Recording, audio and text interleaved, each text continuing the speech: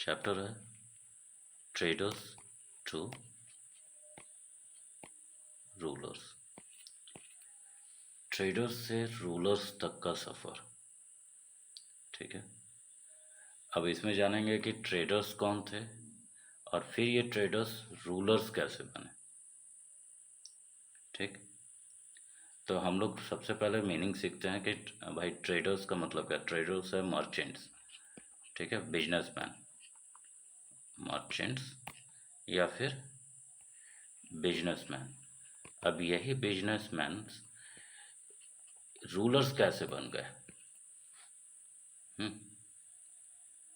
तो इंडिया में या इंडिया, ये चैप्टर 8 है, क्लास 8 का ये जो चैप्टर है ट्रेडर्स टू रूलर्स, इसमें हम लोग पढ़ते हैं कि कैसे ब्रिटिशर्स भारत आए, ब्रिटिशर्स जो भारत आए और फिर आकर ये क्या हो गए, इंडिया पर अपना लगभग 180 साल, ऑलमोस्ट इसको राउंड ऑफ द फिगर कहते हैं, तो 200 ईयर्स तक इन्होंने भारत पर अपना कब्जा किया।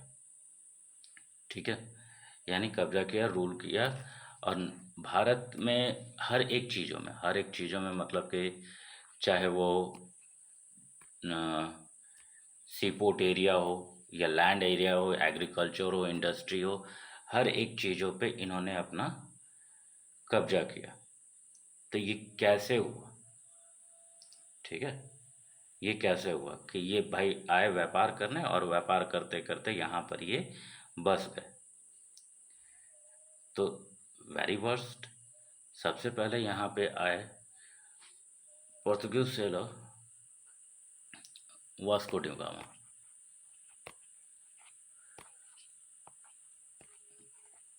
वास्को डी गामा जो भारत आए, तो वास्को डी गामा जो भारत आए तो ये आए थे 1498 में। ठीक है, और ये इंडिया में आए और इन्हीं के द्वारा हमारे देश की खोज की गई। ये आए थे, अब इनको इनके रूलर्स ने भेजा था कि भाई जाइए अब मार्केट ढूंढिए कि एक नए मार्केट की तलाश कीजिए ताकि हम अपने प्रोडक्ट्स को दूसरे देशों में बेच सकें। और ये अपने प्रोडक्ट्स को बेचने के लिए एक सेलर थे जो कि जगह जगह जाते थे न्यू मार्केट को ढूंढने के लिए। और ये 1498 में यहाँ इंडिया पहुँचे और इन्हीं के देखा देखी इनके पीछे पीछे बाकी सारी कंपनियां, ठीक है, बाकी सारी कंपनियां इनके देखे देखे इनके पीछे पीछे इंडिया आ गई। ठीक है, अभी जो चीज़ें हम लोग सीख रहे हैं या जान रहे हैं, तो ये सिर्फ हम लोग सिर्फ इस चैप्टर का इंट्रो दे रहे हैं कि इसमें क्या क्या चीज़ें पढ़ना वाला है। तो पहली चीज़ें हैं तो ट्रेडिंग सेंटर में, ठीक है, इस यहाँ पे भारत में कौन कौन से क्या कहेंगे, कौन कौन से लोग आए। तो पहला तो डच, ठीक है, पोर्तुगीज आए, पोर्तुगीज, फिर फ्रेंच और फिर ब्रिटिशर्स। ठीक है, तो ये जो चार मेन कंपनीज थी, ये जो चार मेन कंपनीज थी जो भारत पे आई, तो डच ने अपनी अलग एक ईस्ट इंडिया कंपनी बनाई थी। डच की ईस्ट इंडिया कंपनी 1602 में लॉन्च हुई। ठीक है, पोर्तुगीज पोर्तुगीज की 1600 अराउंड द क्या कहते हैं 1500 के करीब आए थे। 1628 सॉरी 1628 में ये इंडिया में फाउंडेड हुई। फ्रेंच फ्रेंच है 1664। फ्रेंच कंपनीज कब हुई, 1664 और 1600 में ब्रिटिश की कंपनी। ठीक है, तो इसमें सीखने वाली क्या चीज़ है कि पहले ये तीनों जो कंपनीज है वो गवर्नमेंट पॉलिसी बेस्ड है। ये तीनों कंपनी गवर्नमेंट के द्वारा चल रही थी, लेकिन ये जो कंपनी थी ये कोऑपरेटिव बेस्ड थी, इंग्लैंड। ठीक, तो जो हम लोग पढ़ेंगे ये दो मेन राइवलरीज थी, फ्रेंच और इंग्लैंड, ठीक है। और यही फ्रेंच और इंग्लैंड यानी ब्रिटिश और फ्रांस के बीच में, याद रखना, ब्रिटिश और फ्रांस के बीच में, ब्रिटिशर्स और फ्रांसीसिस के बीच में या फ्रेंच कंपनीज के बीच में 1744 से 1744 टू 63 तक इनके बीच में वॉर्स हुए, ठीक है। और उस वॉर का कारण क्या था, नहीं सॉरी, वो वॉर का कारण क्या था, रीज़न क्या था, to control over the market in India, control the market, control over the market. ये मार्केट पे अपना कब्जा करना चाहते थे, मार्केट पे समझिए, या फिर पूरी इंडिया पे इनको अपना कब्जा करना था, क्योंकि इंडिया एक ऐसा बिग मार्केट था जो अब तक हर किसी से अनछुआ हुआ था, हर कोई देश से अनछुआ था। यानी यहाँ पे कंपनियाँ आकर बिजनेस सिर्फ कर रहे थे, ऐसा कुछ नहीं था कि यहाँ पर आकर इंडस्ट्री। और यहाँ पे raw evidence of raw material सबसे ज़्यादा थे भारत में, हमारे देश भारत में एविडेंस ऑफ रॉ मटेरियल सबसे ज़्यादा थे। आप इमेजिन कर सकते हैं कि भारत के लोग, या भारत को हम लोग पहले सोने की चिड़िया कहते थे, ठीक है। डैट मीन्स यहाँ पे सोने चांदी के सिक्के इतने ज़्यादा चलते थे कि लोग अनाजों के बदले, अनाजों को खरीदने के लिए सोने चांदी के सिक्कों का इस्तेमाल करते थे।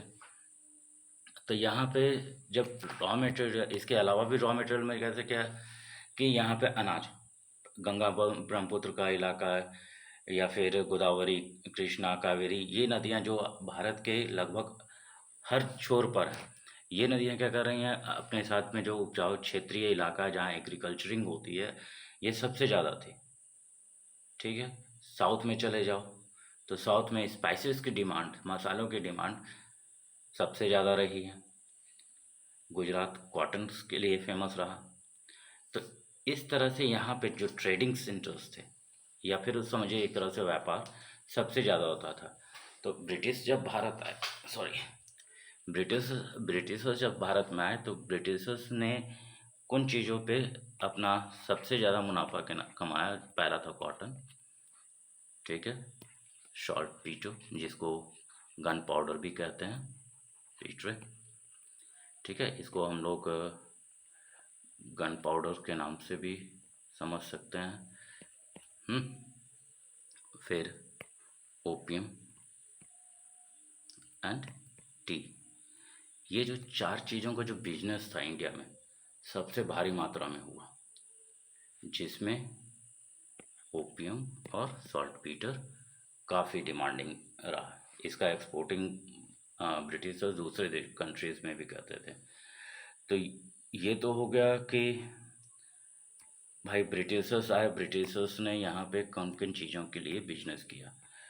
अब कि एंग्लो और फ्रेंच के बीच में जो राइवलरी थी, जिसको हम कर्नाटिक वॉर कहते हैं, 1744 टू 1763 तक हुआ। इन्होंने क्या किया, ब्रिटिशर्स ने क्या किया, अपने जितने भी राइवलरीज थे, यानी जितने भी जो डच, जैसे डच और पोर्तुगीज, इन सबको मार्केट से खदेड़ना शुरू किया। इनके मार्केट के ऊपर अपना कंट्रोल करने लगे और इनको यहाँ से हटा दिए, ठीक है। सबसे पहले ये लोग जो सूरत के काफ़ी इलाकों में आकर बिजनेस करते थे, सूरत को मछलीपट्टनम, मद्रास के इलाकों में आकर इनका बिजनेस था। तो जब देखा कि अंग्रेज़ों ने कि भाई ये काफ़ी फेमस है, धीरे धीरे अंग्रेज इन इलाकों पर अपना कब्जा करने लगे और इनको यहाँ से हटाने लगे, ठीक है। मगर मेन राइवलरी जो जिनके साथ रही वो है फ्रेंच के साथ, क्योंकि उस समय सबसे ज़्यादा पावरफुल फ्रांस के थे। बट इनमें एक कमी रह गई कि ये गवर्नमेंट पॉलिसी के अकॉर्डिंग चल रहा था, तो गवर्नमेंट इस पर किसी भी तरह का रिस्क लेना नहीं चाहती थी अपने व्यापार के लिए। गवर्नमेंट तैयार भी नहीं थी कि भाई हम अपने मॉडर्नाइजेशंस या मॉडर्न टेक्नोलॉजी का इस्तेमाल करें, वेपन्स और वॉर में करें, या ज़्यादा पैसा इन्वेस्ट करें।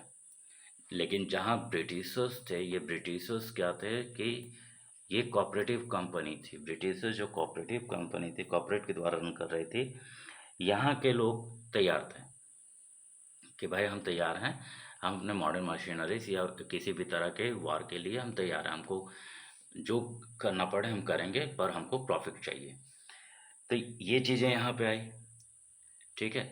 इस कारण भी ये फ्रेंच जो थे कमज़ोर पड़ गए और ये इन जगहों को छोड़कर यानी इंडिया को छोड़कर चले गए। अब जैसे जैसे ब्रिटिशर्स का यहाँ कब्जा हुआ, यानी ब्रिटिशर्स जब इंडिया में सेटअप कर गए, तो उन्होंने इंडिया में इंडस्ट्री बैठानी शुरू की।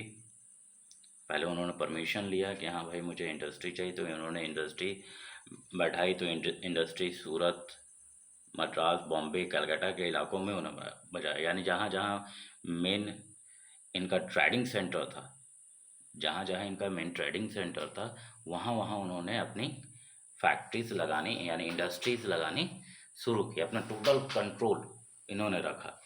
याद रखिएगा कि इन्होंने इनकी जो प्रेसिडेंसी थी वो 3 जगहों पे थी। पहला मद्रास,